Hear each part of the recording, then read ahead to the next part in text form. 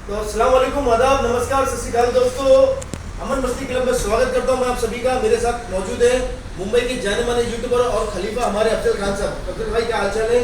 और दोस्तों, मेडिसिन के मुकाबले में कोई तोड़ नहीं, ऐसा शख्सियत हमारे पास है जिसका कोई जोड़ नहीं। दोस्तों, वो और कोई नहीं, जनाब हमारे साथ में मौजूद है जावेद साहब। तो जावेद साहब, बहुत बहुत स्वागत है मेरे चैनल अमन मस्ती क्लब में।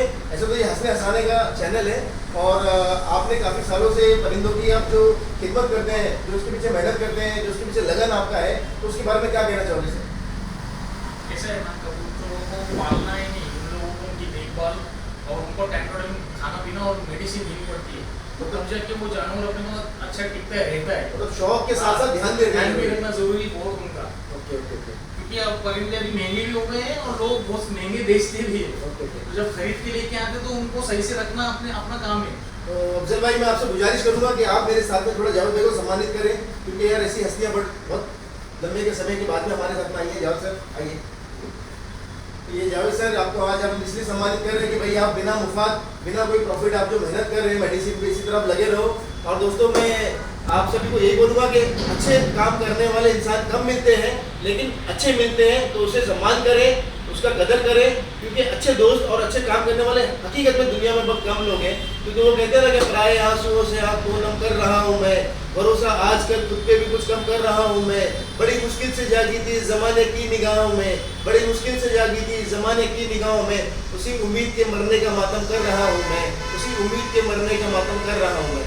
तो दोस्तों, अच्छे दोस्त की कदर इसलिए करना चाहिए क्योंकि दोस्ती का जो माहौल होता है वो बड़ा खूबसूरत होता है। मैंने अफजल भाई से भी यही सीखा है कि दोस्त करो तो दोस्ती निभाओ। कोई भी कुछ भी बोले उसके पीछे मत भागो, अपने दोस्तों से वेरीफाई क्लियरेंस करो कि हाँ भाई, क्या गलत है क्या सही है। और इसी तरह दोस्तों को लाइक करें, इस वीडियो को सब्सक्राइब करें। और दोस्तों, अफजल भाई आप बोले भाई, क्या कहना चाहेंगे? दोस्तों के उस पर मैं एक ही चीज़ कहूँगा भाई, पहली बात तो कभी भी जब दोस्ती करे तो दोस्ती को उस हद तक निभाए, ठीक है। कभी भी कोई भी ऐसी चीज़ ना करे जिससे दोस्त को तकलीफ हो और नाम खराब हो, इस तरीके का। क्योंकि मैंने इस कबूतरबाजी के अंदर ये चीज़ बहुत देखी है, इसलिए आज के टाइम पे मैं कहीं वीडियो वगैरह बनाने बिल्कुल नहीं जाता, क्योंकि ये सिर्फ दिखावे की ज़िंदगी है। जावेद भाई भी हमारे साथ है और जावेद भाई बहुत अच्छे से जानते हैं, हम लोगों का जो एक ग्रुप हुआ करता था, शायद मुंबई के अंदर वैसा ग्रुप किसी का हुआ होगा, ठीक है। हम लोग 2-2 दिन 3-3 दिन बाहर जाके पार्टीज करते थे, इतनी बड़ी ग्रुप होती थी। और जहाँ निकलते थे अल्हम्दुलिल्लाह, कबूतरबाजी का जो वो था शौक, वहाँ से मैं समझता हूँ मुंबई के अंदर बहुत तेज़ी से आगे बढ़ा और लोगों ने शौक करना चालू किया। लेकिन बस यही होता है कि जब दोस्ती करे तो दोस्ती को निभाए, और अगर कुछ उसमें बोलते ना कीड़े मकोड़े लगे ना, उससे पहले आप थोड़ा डिस्टेंस कर ले कि अगर आपको वो मतलब गंदगी ना हो, माहौल गंदा ना, उससे पहले आप साफ कर दे उस चीज़ को, थोड़ी दूरी कर ले। हम लोग ने भी वही किया, हम लोगों का कभी किसी से कोई लड़ाई झगड़ा बिल्कुल नहीं हुआ। हमारे डोंबोली, कल्याण, सब जगह जितने भी दोस्त थे वो ग्रुप था, आज भी उसी तरीके से, बस ये कि थोड़ा डिस्टेंस हो गया, ठीक है। लेकिन इस फील्ड के अंदर इतनी खुराफात है, इतनी खुराफात है।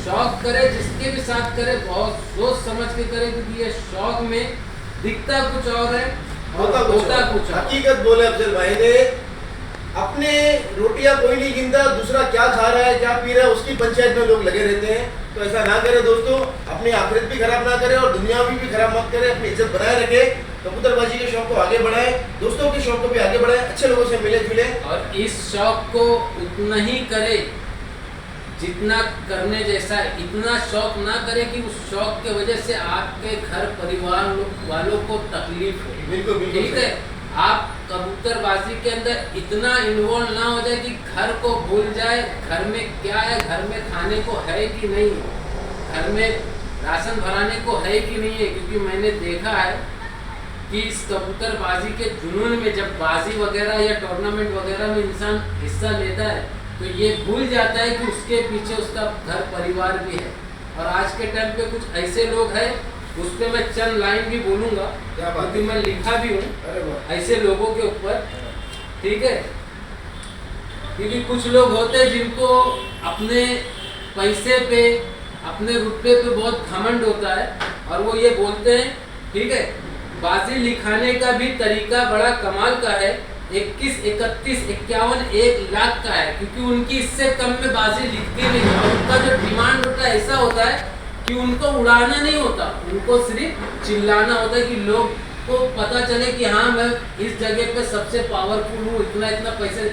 लेकिन जब वही चीज कोई तैयार होता है लिखाने को, तो उनकी जो शर्तें होती हैं उस हिसाब से वो बाजी लिख नहीं पाती। इससे यही पता चलता है कि उनको उड़ाना नहीं होता, उनको सिर्फ लोगों को बताना होता है कि मेरे पास इस वक्त कितना पावर है, लेकिन उनके पास कोई पावर नहीं होता।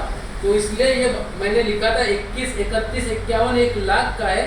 तुम शौक करना नहीं, लोगों को दिखाना जानते हो, तुम्हारी बातों से लोगों को भागते हैं ये बताना चाहते हो। मतलब आगे पॉइंट की बात उतरी कि उनका जो डिमांड रहता है वो लोगों को एक्सेप्ट नहीं होता, लेकिन लोग जो चीज पे उड़ाना चाहते हैं वो उस चीज पे वो एक्सेप्ट नहीं होता, क्योंकि उसको उड़ाना ही नहीं होता।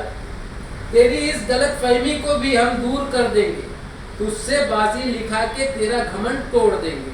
जिस दिन तू हमारी बात मान जाएगा, मतलब जो हमारी शर्तें हैं, तुम्हारी 51, 1 लाख जो भी है वो एक तरफ जान जो हमारी शर्त है, अगर वो जिस दिन तुम मान जाओगे तो उस दिन हमारी और तुम्हारी उड़ान आराम से, हमारा शौक हो जाएगा। उस दिन हमारा और तुम्हारा शौक आराम से हो जाएगा, क्योंकि जब हमारी जो शर्त है उस पर आप लोग एग्री हो जाओगे तो आप हमसे शौक कर सकोगे। तो ये आज के टाइम पे, अभी ये साल भर पहले भी हमने देखा, हमारे साथ भी ऐसा कुछ हुआ है, तो इसलिए थोड़ा कुछ दिन हम शेर व शायरी में डूबे हुए थे। अच्छा, लेकिन ये भाई रियलिटी में बता रहा हूँ, ये रियलिटी बता रहा हूँ, ये है। और जब कोई, क्योंकि मुंबई के अंदर भी हमने देखा था कुछ दिन पहले, और बहुत से लोग तैयार भी होते, लेकिन वो